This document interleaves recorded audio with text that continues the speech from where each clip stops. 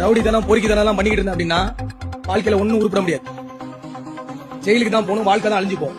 அதனால நீங்க எல்லாரும் ஒழுக்கமா இருந்தீங்க அப்படின்னா அது உங்களுக்கு நல்லது. இல்ல அப்படின்னா நீங்க சீரியஸான விளைவுகள், சட்ட ரீதியான விளைவுகளை சந்திக்க வேண்டியது.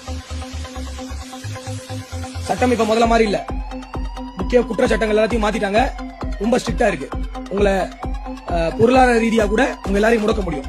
காசு இல்லைன்னா நீங்க கஷ்டப்படுறது மட்டும் இல்லாம உங்க குடும்பங்களும் கஷ்டப்படுவாங்க. ரெண்டாவது, சமூகத்துல அமைதி நிலவணும். அமைதி நிலவனா இந்த குடிச்சிட்டு போய் பக்கத்து தெருவில் சண்டை போடுறது, இல்ல அவன் தெருவில் பைக் ஓட்டிட்டு போய் இடிக்கிறது, அங்க அடிச்சுக்கிறது, வெட்டிக்கிறது, இந்த ஜல்லிக்கட்டுல பிரச்சனை பண்றது, கோயில் திருவிழால பிரச்சனை பண்றது, ஆடல் பாடல பிரச்சனை பண்றது, இல்ல சாயங்காலம் ஒன்னா உட்காந்து குடிக்கிற இடத்துல பிரச்சனை, இந்த மாதிரிலாம் பண்ணிட்டு இருந்தீங்க அப்படின்னா நீங்க யாரும் நிம்மதியா இருக்க முடியாது. இங்க மொத்தமா ஒரு 300-400 பேர் இருக்கீங்க, அவ்வளவுதான். திருச்சி மாவட்டத்தோட தொகை பாத்தீங்கன்னா, ஜனத்தொகைன்னு பாத்தீங்கன்னா 30 லட்சத்துக்கு தொடுது. நீங்க 300-350-400 பேர்னால 30 லட்சம் மக்கள் நிம்மதியா இருக்க முடியாம இருக்க முடியாது. 300 ஒரு நம்பரே கிடையாது. ஜெயில போனா ஜெயில் வாழ்க்கை ஃபுல்லா போயிடும்.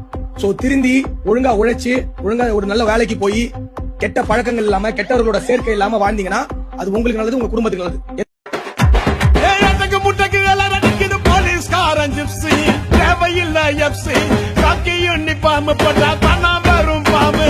தொப்பியில சிங்கத்தை பாரு, தோளில சார வாங்க போலீஸ்காரன்.